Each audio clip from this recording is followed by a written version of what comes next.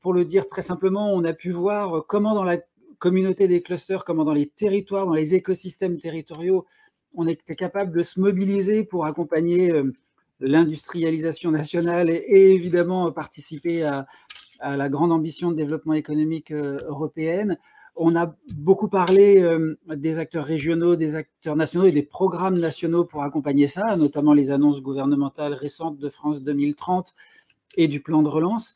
On est très heureux, Ulla Engelmann, de vous avoir avec nous aujourd'hui. Vous êtes directrice du réseau et de la gouvernance au sein de la Commission européenne. Vous êtes depuis plusieurs années notre référente cluster à la Commission européenne. Ce qu'il nous intéresserait d'avoir comme témoignage de votre part, c'est la manière dont les clusters et les pôles peuvent participer également à la nouvelle stratégie industrielle européenne qui a été définie pour les années à venir. Et on sait notamment qu'il y a différents programmes européens comme les Euroclusters qui ont une actualité brûlante, puisque hier, je crois, était la deadline de dépôt des dossiers de candidature des clusters qui voulaient se positionner sur Eurocluster. Donc encore merci Ulla, et je vous laisse présenter la stratégie industrielle européenne si vous le voulez bien. Merci Ulla. Bonjour et merci pour l'invitation. J'espère que vous m'entendez bien. Très bien. Et super. Et merci que je peux vous joindre et expliquer un petit peu ce qui se passe au niveau européen. Et j'espère que j'arrive à manœuvrer les slides. On l'avait essayé avant, mais évidemment, au moment même, voilà, merci. Et je voudrais mettre un peu en perspective sur les différentes initiatives que nous avons au niveau européen, parce qu'on a publié en mois de mai une update de la stratégie industrielle. Et dans cette stratégie industrielle où on a encore une fois évoqué les 14 écosystèmes industriels, mais aussi où on a souligné l'importance de l'Industrial Forum. Et c'est pour ça que je voudrais commencer par vous parler un tout petit peu de l'Industrial Forum qui a un rôle clé dans l'implémentation de la stratégie industrielle et aussi une chose qui est très importante pour accompagner la transition double, ça veut dire verte et digitale, mais aussi liée avec la résilience. On travaille sur ce qu'on appelle Transition Pathways. Et ces Transition Pathways dans les différents écosystèmes, c'est vraiment pour faire voir comment on peut accompagner et mettre ensemble d'une côté les besoins des entreprises, mais aussi qu'est-ce qu'eux peuvent faire pour la transition et mettre ça ensemble pour avoir un processus de co-création. La même chose pour amener, ça veut dire dans ce forum aussi les différentes players importantes et aussi les investisseurs ensemble. Et évidemment, c'est aussi une idée de avoir tout le monde à bord. Et pour dire, les clusters sont représentés aussi via les European Cluster Alliance, dont vous faites aussi part. Et c'est pour ça, c'est un moyen de faire part de ça. Et sur les slides, j'ai aussi mis le lien de l'Industrial Forum Wiki parce que pour faire part, on veut vraiment que on est ouvert avec ce qu'on fait dans les travaux dans le Industrial Forum. Et c'est pour ça on a créé cette wiki qui est ouvert à tous vous et vous pourriez utiliser ce wiki aussi vous-même.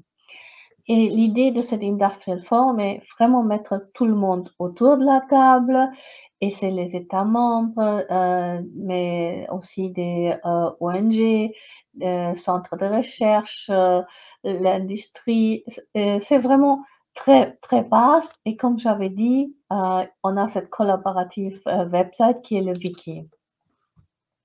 Sur quoi est-ce qu'on travaille dans ce forum industriel? C'est d'une côté l'analyse économique des écosystèmes parce que une suite de cette stratégie industrielle est qu'on a publié aussi l'effet de la crise sur les différents écosystèmes. C'est pour ça on a fait cette update. On appelle ça le Single Market Annual Report et on veut vraiment suivre de tout près quels sont les effets de la crise sur les écosystèmes. Je vous ai déjà parlé un peu des transition pathways qui sont menés par une autre task force et je reviens sur ça. Et on a aussi une task force qui, et c'est ce que vous voyez sur ce slide en dessous, qui est gérée et dans ce cas par la France en État membre et le Danemark sur les strategic dependencies. Et on a aussi une task force 4 qui s'occupe de regarder les cross-border et cross-ecosystem investment needs and cooperation opportunities. Ça aussi, c'est quelque chose de très important où les clusters jouent déjà un rôle majeur. Et Task Force 5, où on regarde le uptake of advanced manufacturing processes by EU industry. C'est aussi important de voir que ces différentes task forces sont liées et on va avoir demain une autre plénière de notre Industrial Forum.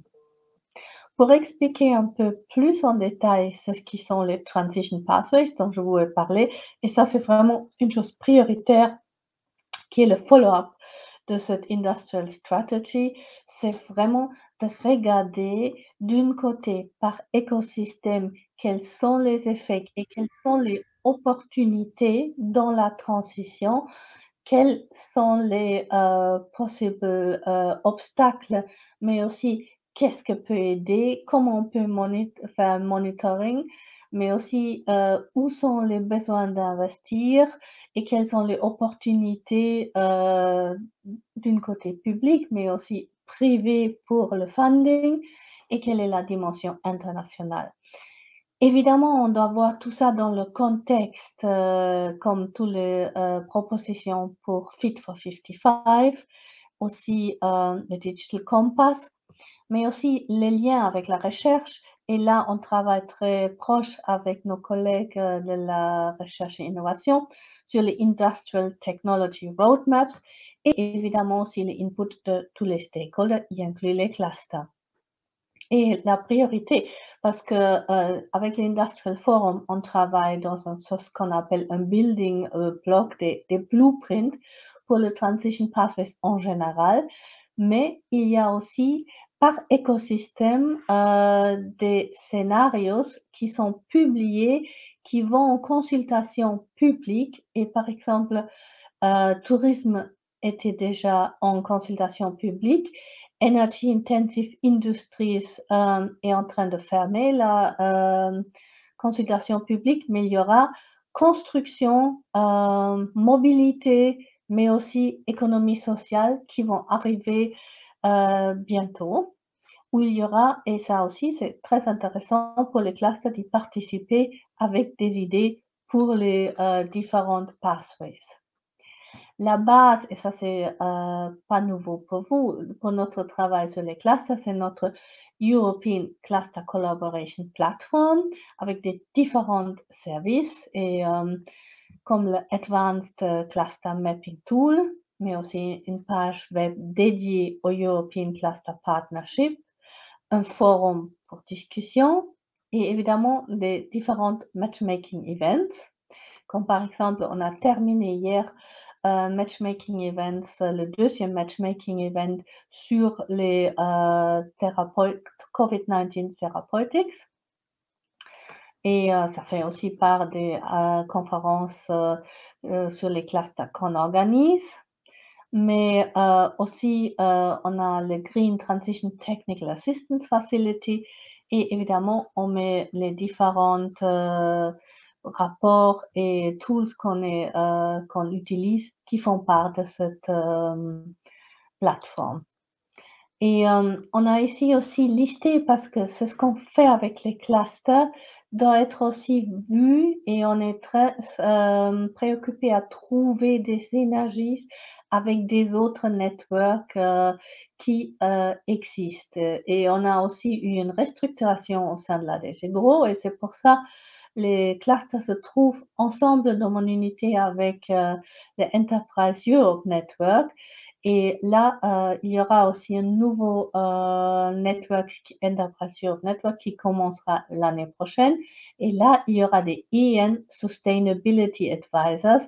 Et il faut aussi voir comment on peut lier le support que des clusters peuvent donner avec les EN.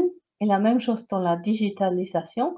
On a aussi, en plus, les European Digital Innovation Hubs. Et là aussi, il faut qu'on voit quelles sont les synergies qu'on peut utiliser.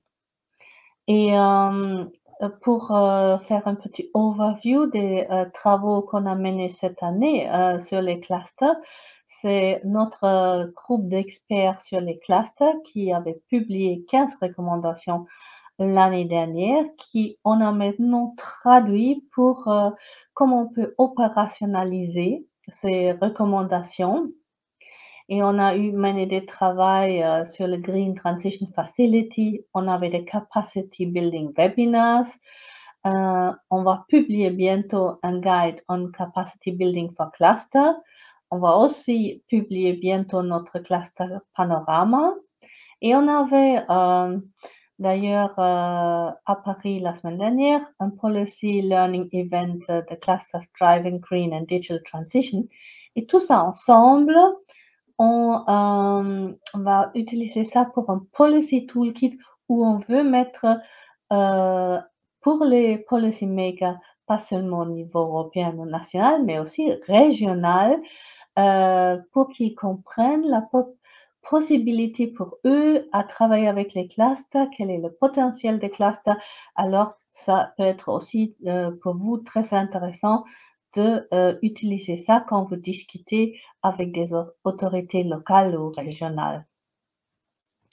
Pour aussi faire un overview où sont des clusters qui travaillent dans le greening ou dans la digitalisation. On a produit des maps et toutes ces cartes, vous pouvez aussi, ça dépend, une fois que le cluster panorama est launched, vous pouvez voir et vous-même, si ça vous intéresse certains types d'activités de cluster, vous pouvez extraire ça de ce cluster panorama. Et là, c'est un slide qu'on a préparé avant, mais hier, on a prolongé. Alors, c'est encore actuel. La deadline sur ce slide est faux. C'est le 7 décembre. Alors, les Euroclusters sont encore ouverts. Vous pouvez encore soumettre vos propositions pour cross-sectoral, interdisciplinary and trans-European Strategic Joint Cluster Initiatives. L'idée est vraiment de créer cette network pour améliorer la résilience de nos écosystèmes industriels, avoir cette interconnexion des value chains et de supporter la transformation de notre économie. Alors, je vous invite d'en profiter. Il y a encore quelques jours ouverts et de soumettre une proposition pour ça. Je voulais aussi attirer votre attention sur le fait qu'on va avoir les EU Industry Days le 8 au 11 février. Et c'est ce qui est encore ouvert, ce sont les local events jusqu'au 5 décembre. Et pour moi, les classes, ça c'est un très bon moyen de faire voir ce qu'ils font pendant un local event. Ça veut dire proposer, faire une réunion locale avec votre cluster et soumettez ça pour les EU Industry Days. Comme ça donne une visibilité pendant les EU Industry Days. à ce que les clusters font et comme on fait dans toute l'Europe, c'est local event, ça pourrait être un très bel exemple et ça donnera de visibilité d'un côté à ce que votre cluster fait, mais aussi s'il y a plein d'événements locaux des clusters, ça fait voir la possibilité et le potentiel des clusters pour la relance de l'économie. Et avec ça, je m'arrête. Merci beaucoup. Merci beaucoup. Là, c'était très clair, très intéressant. Et puis avec même des informations nouvelles qu'on va s'empresser de communiquer à l'ensemble de la communauté. J'en profite, Oula, si vous nous y autorisez, on diffusera volontiers vos slides. Si ça vous ennuie pas, bah, impeccable, on le fera. Notamment évidemment sur la prolongation d'Eurocluster. On sait qu'il y a pas mal de clusters, de pôles de compétitivité français qui se sont inscrits dans des partenariats pour proposer des candidatures. Donc pour ça, c'est vraiment très intéressant, très important. On sait aussi, et vous nous l'aviez rappelé l'année dernière, que les clusters, les pôles français sont de plus en plus impliqués dans les projets européens et on vous remercie aussi beaucoup de la proximité que vous nous offrez et de votre aide précieuse pour ça. Je pense que là-dessus, c'est important. Vous avez parlé de la plateforme CCP. J'en profite pour rappeler aussi que vous avez soutenu l'initiative qu'on a portée, France Cluster et puis ses homologues dans une douzaine de pays européens de créer l'Alliance européenne des clusters pour justement essayer d'organiser un peu nos échanges avec la Commission européenne. Donc, tout ça, c'est des initiatives qui sont importantes, intéressantes, qui, je l'espère, contribuent à justement l'implication de cette grande communauté dans les initiatives que vous portez. Et on en est plutôt très heureux et très fiers. Donc, merci encore, Oula, d'avoir été avec nous. Je sais que vous avez dû pousser un petit peu les murs de vos rendez-vous pour être avec nous. Donc, on va vous libérer, mais un grand merci d'avoir été avec nous. C'était une chance pour nous. À très bientôt, cher Oula. Merci et au revoir. Au revoir.